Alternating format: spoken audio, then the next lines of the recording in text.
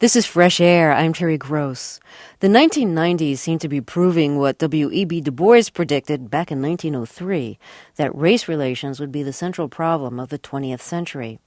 We see racial controversies in politics, the justice system, education, and even the arts. Last week, before a full house at New York's Town Hall, the esteemed theater critic Robert Brustein, who is white, and Pulitzer Prize-winning playwright August Wilson, who's African-American, debated racial politics in American theater. If you follow the arts, you've probably read about it. Now you can hear it for yourself. The event, entitled On Cultural Power, was sponsored by American Theater Magazine, which is published by the Theater Communications Group, an organization that represents nonprofit theaters. The debate was moderated by playwright and performer Anna Deavere Smith. Brustein and Wilson's public disagreement began after Wilson's address at a Theater Communications Group conference last June. Wilson pointed to the lack of African-American theater companies and claimed that only African-Americans are equipped to write or direct theater about African-Americans. Furthermore, he said that African-Americans betray their cultural identity when they perform in so-called colorblind roles. Brustein responded in print by condemning what he described as Wilson's poisonous racial consciousness.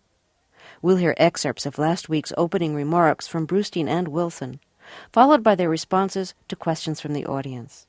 First, Robert Brustein, theater critic for the New Republic and artistic director of the American Repertory Theater in Cambridge, Massachusetts.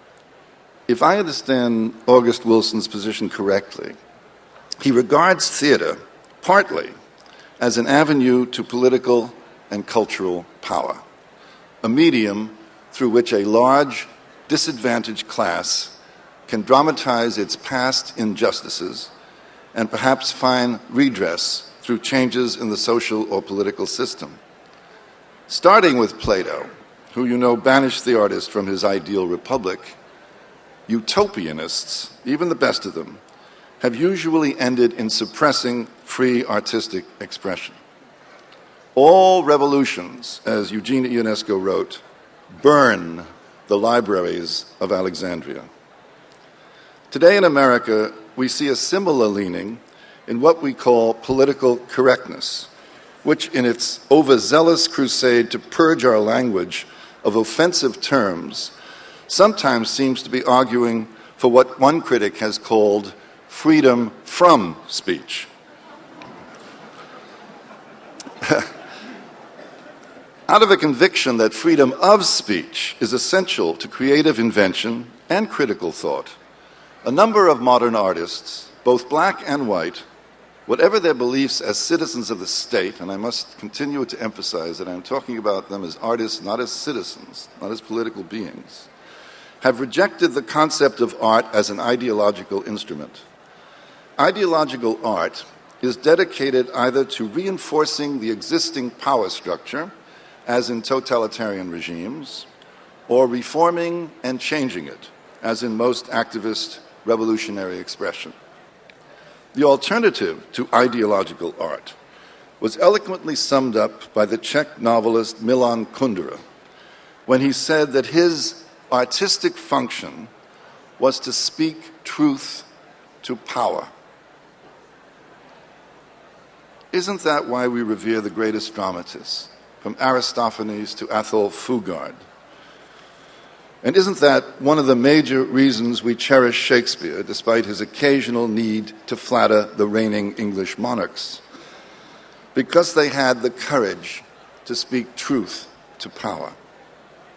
Such truth-tellers help to expose the corruptions of pomp and power by revealing the reality behind human action and human motive. In short, the workings of the human soul, which has no color.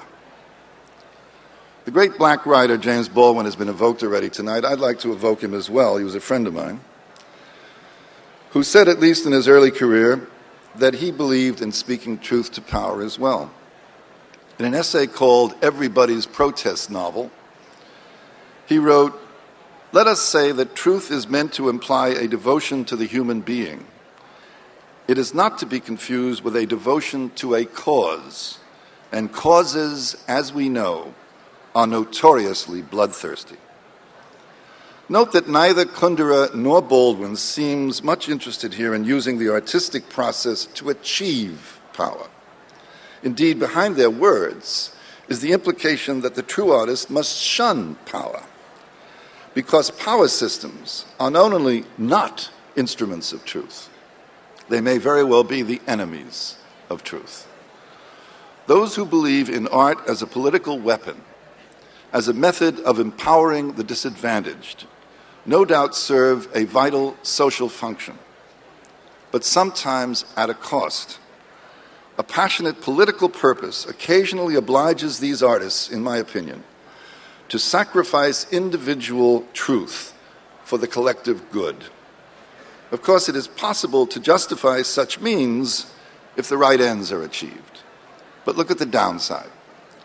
While the arts at best are inclusive, ideological art is exclusive. The spectator is pressured to reach conclusions, coerced into choosing sides. Political art is usually a persuasive form of melodrama, the opposition of right and wrong, or shall we say black and white, when the truth is usually gray.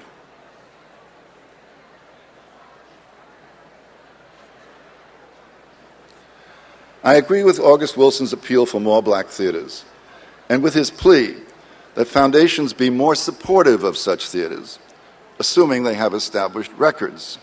This is certainly a better cause for foundations than pouring their multicultural funds into efforts to diversify the audiences of mainstream theaters. In fact, I believe strongly in general operating grants from public and private sources for all theaters of proven quality.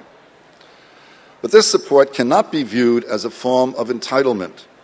Black theaters should earn their foundation and corporate funding by the same criteria of value and community support as any other. If Mr. Wilson knows of a worthy black theater that isn't being properly funded, he could give it instant recognition by rewarding it with one of his world premieres.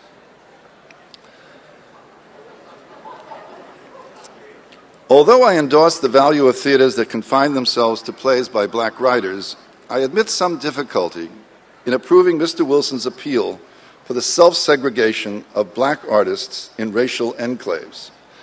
If these artists excluded themselves from what Mr. Wilson calls the cultural imperialists and their so-called classical values of European theater, we would have been denied the Othello and Judge Brack of James Earl Jones, the Shakespearean Shrew of Jane White, the Phaedra of Gloria Foster, the Shakespearean monarchs enacted by Denzel Washington and Andre Braugher, the brilliant performances of Morgan Freeman, Lawrence Fishburne, and Samuel L. Jackson, indeed all the manifold achievements of non-traditional casting and true interculturalism.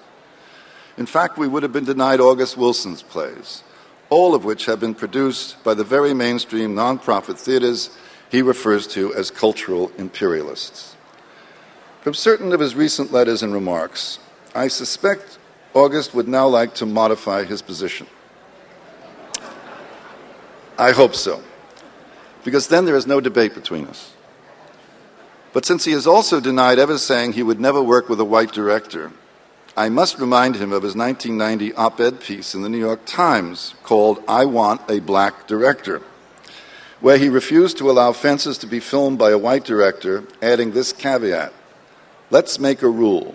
Blacks don't direct Italian films, Italians don't direct Jewish films, Jews don't direct black American films. But as a matter of fact, one of the best films I ever saw about the black experience was directed by an Israeli named Boaz Yakin. It was called Fresh. I suspect Mr. Wilson would call this, as he once called George Gershwin's Porgy and Bess, a bastardizing of our people and our culture. But it was a very good picture. The truth is not subject to racial generalizations. However, they serve the aims of power. Indeed, in seeking to combat stereotypes, such generalizations may create another form of error, what the noted black thinker Albert Murray called the ethnographic fallacy, where one man believes he is speaking for an entire race. If no one person can speak for black Americans, no one person can speak for white people either. There is no such thing as a monolithic Eurocentric culture. The greatest modern European artists have, like August Wilson, almost invariably been rebels against the existing culture, not its proselytes and flunkies. It is a principle of theatrical art that it defies generalizations, being subject, like life itself, to surprises, reversals, and contradictions. General truths, Ibsen told us, have a shelf life of about 20 years, after which they become just as tired and worn out as any other convention. We speak a lot these days of cultural diversity, but true diversity lies in acknowledging that every human being is an individual and not simply a member of a racial, ethnic, or sexual group. The variety of these individual differences is what bonds us all to the human family. Ultimately, of course, the quarrel between Mr. Wilson and myself is not just over the function of art or the function of race in the theater. It is over larger issues of inclusion versus exclusion, of integration versus separatism, which is to say the way of Martin Luther King and his followers versus the way of the early Malcolm X, Louis Farrakhan, and the Nation of Islam. A great gulf still divides the races in this country, despite the significant strides of the last 30 years. It is an obligation of all men and women of goodwill to try to bridge that gulf and complete the still unfinished racial business of our nation. But I believe America will only begin to fulfill its promise when we acknowledge that we are individuals first, Americans second, and tribalists third. When we realize that we are all the same species under the skin, when we recognize that all human beings are responsible, one for the other, every mother's child. Thank you for listening so carefully.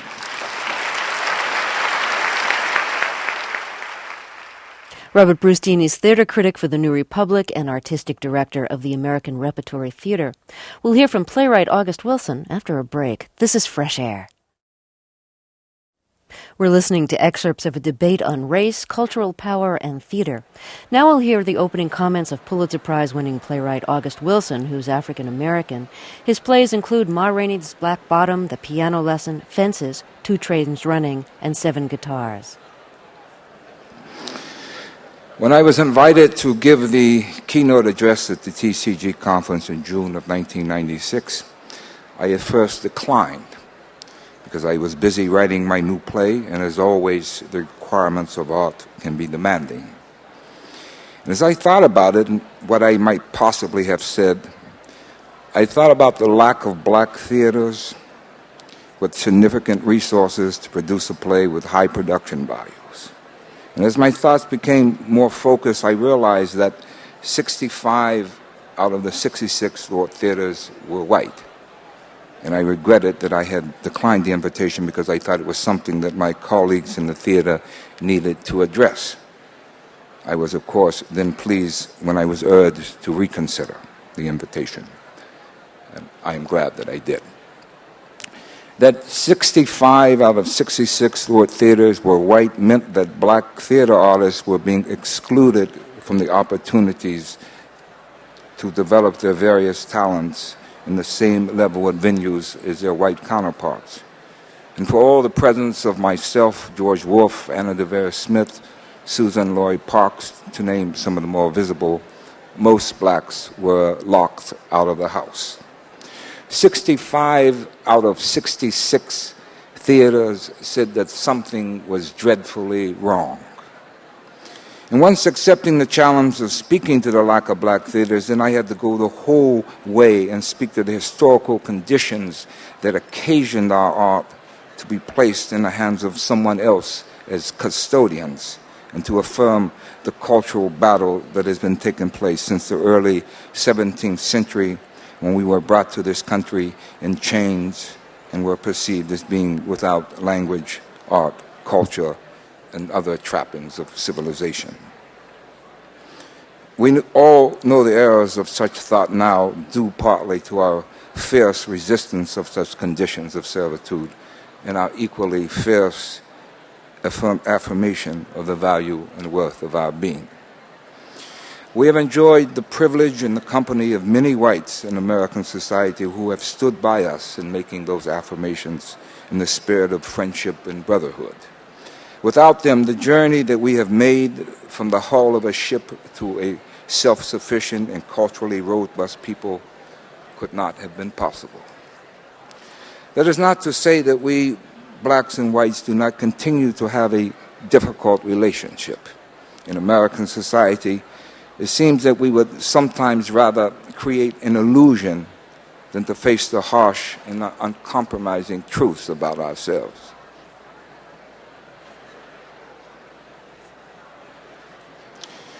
We, as a society, suffer from a failure of imagination. From the beginning of black Americans' contact with the Western world, and despite over 300 years of white cultural dominance, we are still a culturally vibrant and robust people.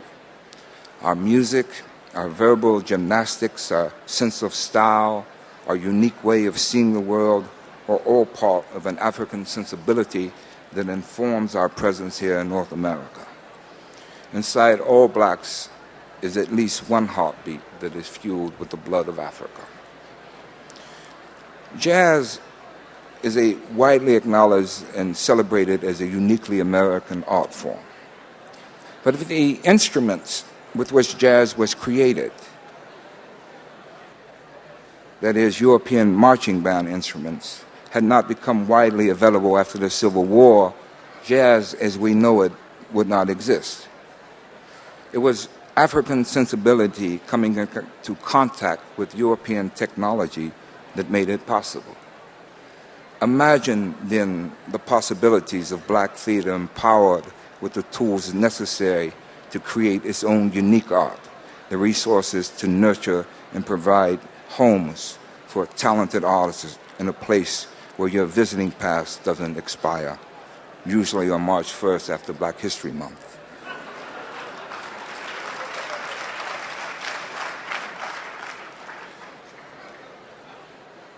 It is important to note that we are not advocates of separatism, as Mr. Brustein claims, but rather we are seeking to be included.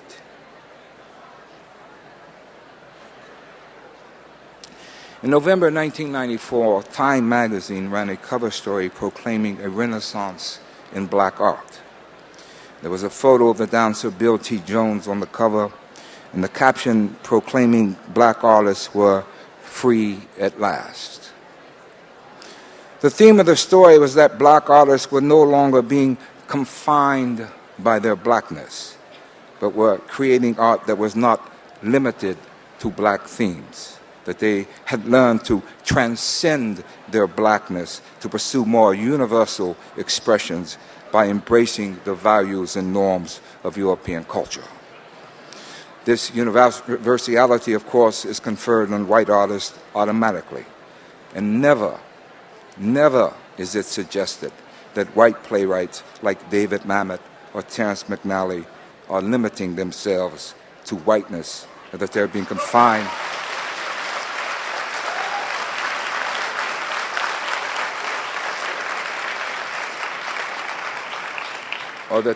confined in their art by pursuing white themes. The idea that we are trying to escape from the ghetto of black culture is insulting. It is insulting to us, our parents, and their forebears who have fought to defend and preserve their manners and ways of life. To assimilate into the society is harmful to the cultural self, as it abandons the age-old investigation and accomplice of our ancestors on the African continent and the continuance of those explorations here in the continent of North America.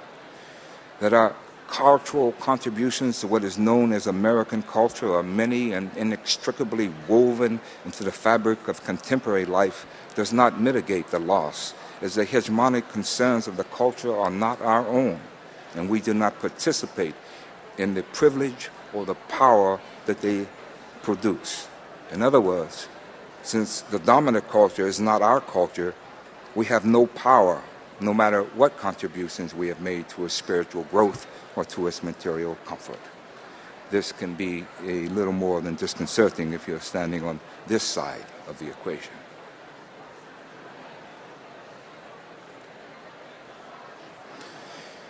If we choose not to assimilate, it does not mean we oppose the values of the dominant culture, but rather we wish to champion our own causes and our own celebrations, our own values, and our own cherish. So that the two cultures exist concurrent with one another, two entities contributing to the perils and pillars of the society in this struggle to triumph over the vagaries of life and human conduct. I look forward to further hearing Mr. Brustein's views and espousing further my own. You have demonstrated a willingness to explore the nature of your own lives by coming here tonight, and I salute you, and I ask that we find a common cause that can enlist us all. For in the end, it comes down to people sitting on a stage talking about life as a battlefield of the spirit, and how art and life illuminate and embolden and celebrates that battle, finding in it a meaning for the weight and substance, the content and context of our lives. Thank you. Playwright August Wilson recorded last week at New York's Town Hall. The debate on race and theater continues in the second half of our show. This is Fresh Air. This is Fresh Air. I'm Terry Gross, and we're going to return to the debate on race, theater, and cultural power, recorded last week at New York's Town Hall. The speakers are Pulitzer Prize-winning playwright August Wilson, who is African-American, and critic and director Robert Brustein, who is white. The moderator is playwright and actress Anna Deavere Smith. She's African-American and has written several plays about cultural confrontations in America, and has performed in roles representing many races, religions, and ethnic groups. In the debate excerpts, we'll hear Brustein and Wilson respond to questions from the audience and from the moderator. I would like to first have you respond to each other. What do you think, Bob? Would you like to respond to August while he's just finished, and then so he can... Or is that okay? And no, then that's fine. Because you just spoke. Okay. I have nothing but the utmost respect for what you said, and I think you have probably the best mind of the 17th century. What you're describing is a 17th century condition, August. You're not describing a 20th century condition. You speak of most blacks being locked out of the house. That continues to be true, but it is not as true as it was in the 17th century. You speak of people being brought to this country in chains. That is true, and it is the original sin of this country. He speaks of black people being brought to this country in chains, and that is the original sin of this nation, which, like all original sin, will probably never be expiated. But this country is trying to expiate it. And the fact is that to declare that you have African blood in your veins 300 years, after you left Africa. Let me tell a little story. I was just going to ask the audience to bear with us, okay? It's my understanding that there was a night in August Wilson's play Fences where James Earl Jones turned around and stopped the show. And so I appreciate, as I have stated in the beginning, that we're all here together, and I want your responses. But could you please allow each participant to speak? Indeed, the silences disturb me as much as the noise. So let's please be respectful of one another. In all fairness, to the audience, I find this is some of the most outrageous things I've ever heard. What, just can now? I finish? Yes, can I explain it, though? Jump in, please. I can understand. I'm saying that in the same way that Lorraine Hansberry said that in Raisin in the Sun. But you are aware that in the 17th century we were slaves. Blacks in America were slaves. You're aware of that? Of course I'm aware of it. Okay.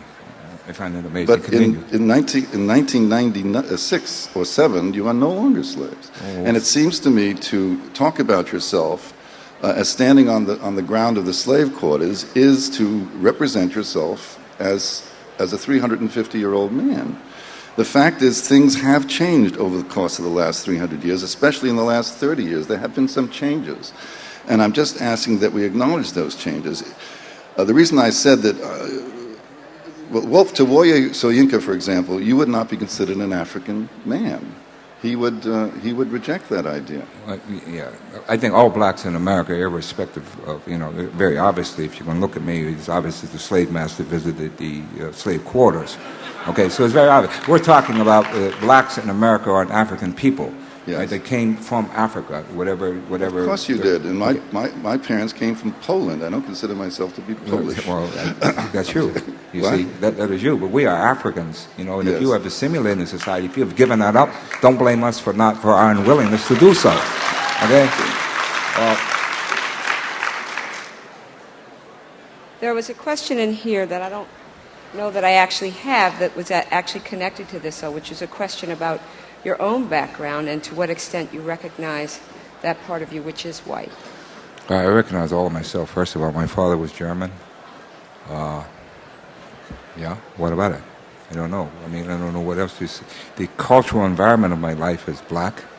I make the self-definition of myself as a black man, and that's all anyone needs to know.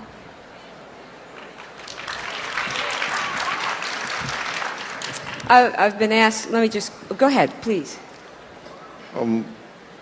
Simply, I also would ask, what about people of mixed blood, people who consider themselves multiracial?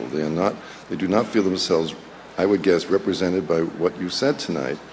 And once again, I have to emphasize that no one person can speak for an entire race. And when you speak of we, it worries me.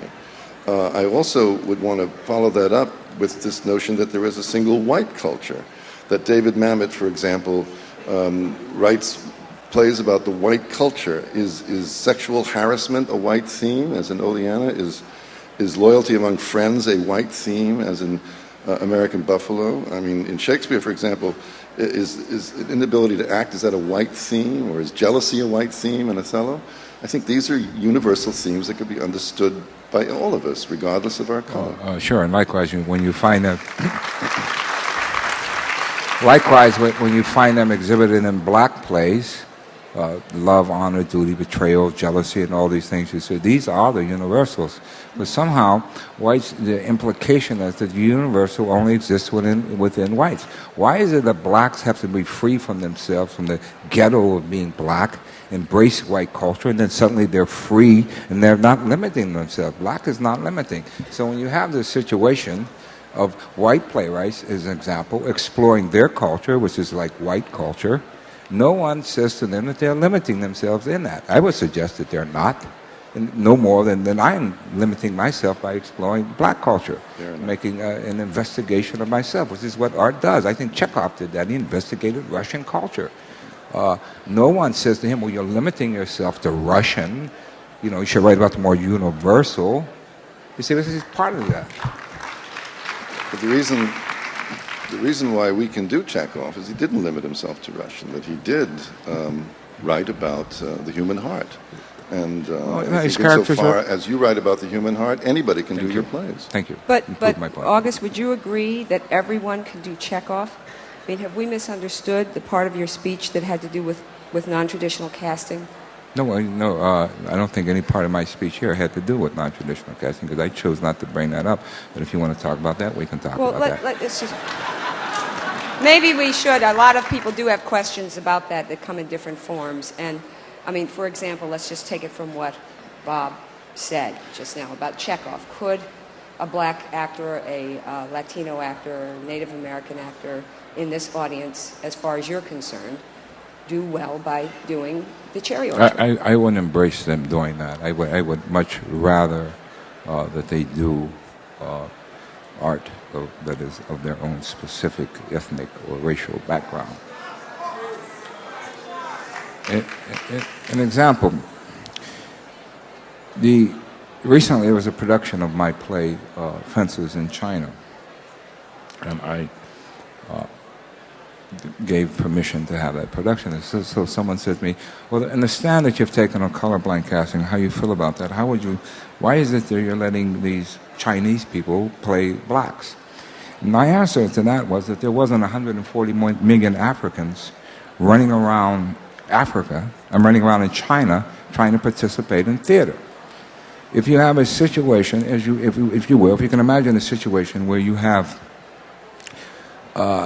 264 Chinese theater, you have 160 million Africans in China who want to do theater, and there's 4 theaters for them in which they can do their plays, and the Chinese say, well, you can come over here and act in our plays. You can come over here and act in our Chinese classics. You can come over here and pretend that you are Chinese, because you, as an African, surely have nothing of value worth exploring in theaters. So you come over here and give up your humanity as an African and pretend you're a Chinese. This is the situation that you have here. The initiative for colorblind casting was originally supposed to provide opportunities for minorities who were otherwise were not included in those roles, and instead you end up with things like Jonathan Pryce playing in Miss Saigon.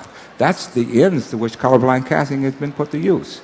You see, I am opposed to it because it denies the individual standing on a stage representing another race of people, denies him his own culture, particularly if that person is standing on a stage and they are not capable or do not have the tools in which to represent themselves.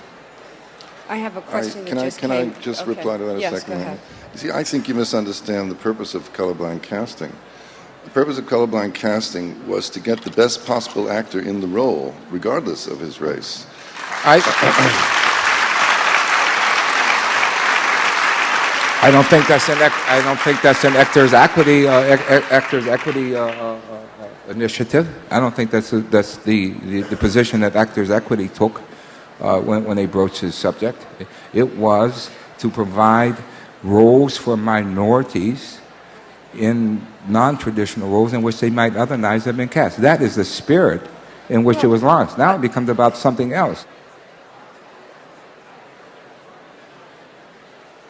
I have 2 that I'm going to put one right on top of the other, and I'll let both of you deal with them. One is, no, it's because it's great. These are the kind of questions that mix this all up, okay? I am an actor of mixed cultural heritage. My mother is Jewish of Austrian Polish descent. My father is black, mixed with a bit of Scots, Irish, and Native American Indian. Both of them were highly involved in CORE in the 1960s, and my father is currently president of a chapter of the NAACP. I was raised in a predominantly Chicano neighborhood in Los Angeles.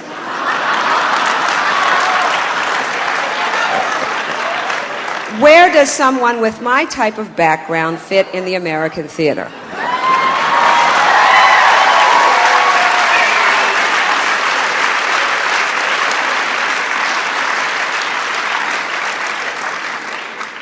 I have just sat here and said in no uncertain terms that I make my own definitions. Yes.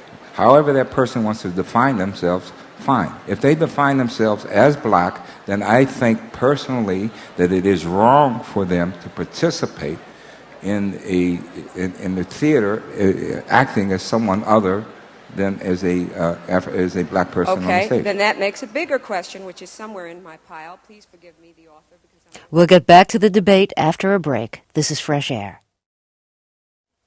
Back to the debate on race, cultural power, and theater between playwright August Wilson and critic and director Robert Brustein with moderator Anna Deavere Smith, recorded last week at New York's Town Hall. August, you disagree with black actors playing white roles. How do you feel about gay lesbian actors? Should they be relegated to playing only queer roles?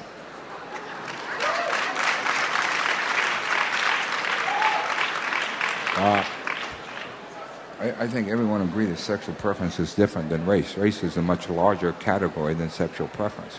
I would, however, be opposed to women playing men and men playing women roles on the stage. In other words, a woman playing a role that's originally written for a man, or a man playing a woman originally written for a woman. Okay, hold it, please. Can I ask if he would object to... Please. Would he object to women writing about men? No, I don't object to. No, I don't object to that. Or men writing about women? No, I do not object to that. White people writing about black people? I object to that. Yes. You're not consistent on this. Well, I am very consistent. I know what I believe, and I'm consistent in my beliefs. Yes. What about You know, in your opening remarks, you talked about a divide that began with Plato, and you put Plato and Aristotle at opposite ends of the pole. One of the things I was thinking about was, is there another position? Does that have to be either or? And has anything happened in all these years to make another position? Has anything happened in America to make another position? Well, there's Brecht's position. Brecht actually tried to unify. He hated Aristotle, but he essentially was an Aristotelian himself. Brecht was one of the most activist of playwrights, don't we think so? But if you look at all of Brecht's plays, they all end in a question mark, like all of Ibsen's plays end in an unresolved way, as all of the greatest plays of our time end in an unresolved way. Gudrun of Szechuan ends with the word help. I mean, she's being torn in all kinds of directions, and all she can say is help. She hasn't resolved it. Society hasn't resolved her problem. You may go away thinking you know how to resolve it, but Brecht isn't telling you the way. And that's the artist in Brecht that recognizes that art really doesn't change anything. It may change consciousness. It's not going to change society. Do you think that art changes something? Yes, I think art changes the individual, and the individual changes society. I think that all art is political in the sense that it serves the politics of someone. But here in America, very often the politics in art is disguised. For instance, there's this rash of movies, and the Rage to Kill being one, Mississippi, The Ghost of Mississippi being another, in which these acts are made to seem as acts of individual racism, which relieves the society of its complicity in those events. So these politics are very, very, the politics of art is camouflaged and is hidden. In the same way, another example being in the movie Crossroads, where you have a little white kid who is going to battle for the black man's soul in lieu of the black man. So, which says the politics of that says that your life and your everything, your soul, is best left in the hands of someone who is white, no matter if he's a kid or not. And this old man, all his years of living, did not temper his soul to the point that he can go and battle the devil for his own soul. And further, as he battles the devil who's playing rock music, which is a watered-down version of the blues, he cannot defeat him with the blues and has to resort to classical music in order to defeat him. All this is politics. Okay. I think that statement was politics, and I think that the drama, theatrical art, has to have two truths. It can't only have one truth. You've been giving us one truth over and over again. It's true, but you've got to oppose it with another truth, or else we don't have drama. We've got a monologue. Well, and as I say, those two truths are quite often not resolvable. Just like our debate tonight. I mean, we don't seem to be getting anywhere with each other, which means that, although we love each other, I hope, but we're not reconciling our differences, and I think that's drama too. Now, what I consider one of the difficult things about our time is the way we have begun to politicize our culture. That's because we don't have a politics. We don't have an ideology. We don't have an idea about how to change the society properly. So we go to culture and say, maybe culture can do it for us. It can't. All you're going to do is debase and corrupt the culture.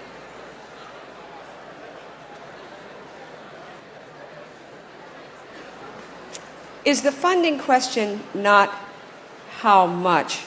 As I mentioned, the two of you both are dissatisfied with funding strategies. Is the funding question not how much or from whom, but to what purpose?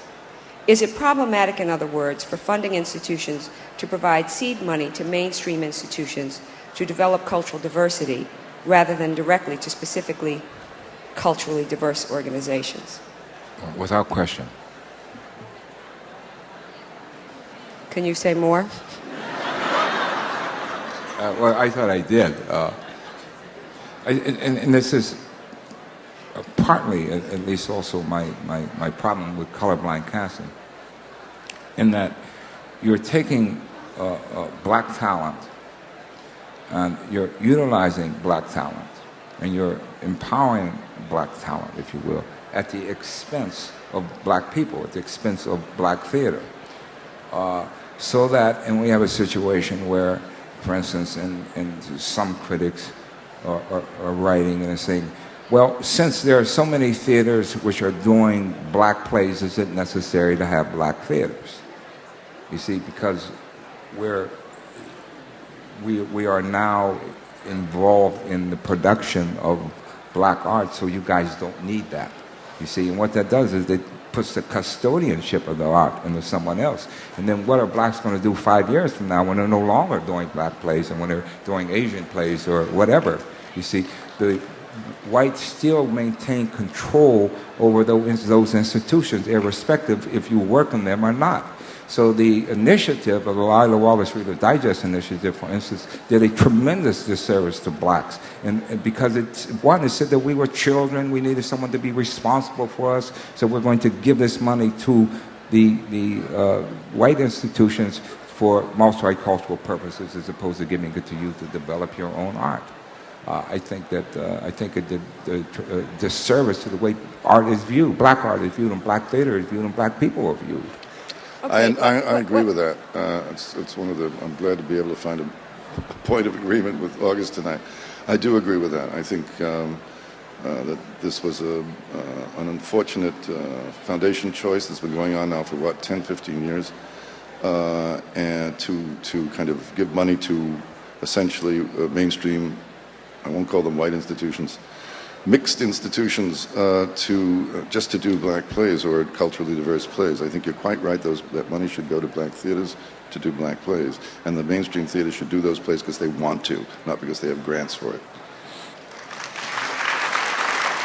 We'll get back to the debate after a break. This is Fresh Air.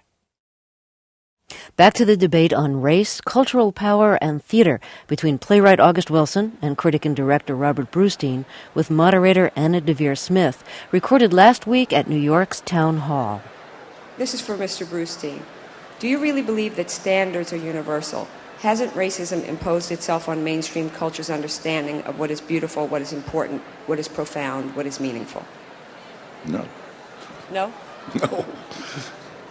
No. I mean, if you believe that you are, as an ethnic or a racial group entirely separate from the rest of the country, then you probably can make that judgment. But the fact is that I think we're all Americans together. We share a common culture. We share many cultures as well. We share some commonalities of culture, but let me inform you, we are separate. Okay, and you in one of your critiques of my speech, you say, what's next? Separate toilets, separate washrooms. And I want to tell you, I don't know last time you've been to the Harlem, but above 125th Street, all the toilets are black. And if you go on Park Avenue, all the toilets are white. If you go down to Chinatown, they're Chinese. You see, so that's part of this 13th floor illusion we have that we're all one people. Well, it's true, we share some commonalities in culture, but there's tremendous separation in this society in which you and I both live in. And I think that our failure to recognize that, it leads to the cause of which we will not be able to come up with a remedy for that. Well, August, it's because I'm somewhat older than you that I really grew up in a time when it was our driven desire, all of us, to break down the separation between the races. And that was our commitment. And to feel that, we have to go back to separate but equal when so much time, effort, and passion was poured into trying to get rid of that so-called concept, which was never separate or equal. It was separate, but it was never equal. Really appalls me. And I think you should rethink that. We're not trying to go back here again. We're trying to be included in American society. You see, but since whites have all the power in the society, they have all the washroom keys, and they're simply not allowing us to participate in the society as Africans, as who we are. Well, I share a washroom with any number of people. I don't have any problem. We're going to have to conclude, and I have this one last question for both of you. Okay, this is the last question for both gentlemen. In his opening remarks, Mr. Brustein expressed the hope that he and Mr. Wilson might learn something from each other this evening. Would Mr. Brustein tell us what he has learned from Mr. Wilson, and would Mr. Wilson tell us what he has learned from Mr. Brustein?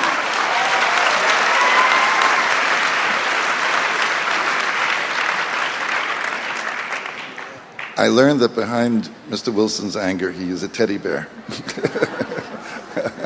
Is that right? I'm sorry.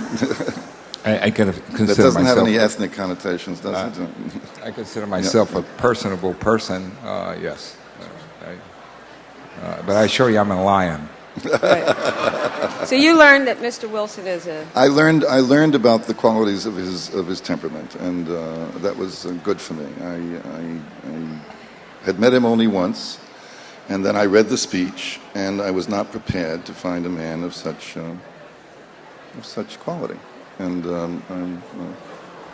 I mean, I'm talking about the temperament now. I'm not talking about his artistic quality. And I like him. So. How about you, August? Oddly enough, I think Mr. Brustein in his writing comes across somewhat different than he Yeah, I does in think his so person. too. That's true. And I have somewhat the same feelings regarding Mr. Brustein. I had anticipated and expected someone else other than the person who showed up here, because I knew him very briefly. Unfortunately, I was not able to learn much else about the positions which he espouses, other than he has already articulated in his books and in his response to my speech. And I would have liked to, but I didn't learn much else other than what was already there. So I think it's fair to say that we haven't moved any further from where we... Well, just because you haven't moved from your positions doesn't mean that you haven't learned something more about what is there. Do you think?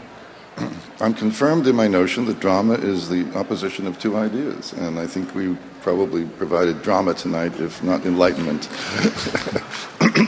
You want to say anything else? Yeah, I think that I'd just like to say that hope is not always enduring. That sometimes it is bitter with the overripe promise, and we need more theaters to develop our artists. Thank you all so much for being among us.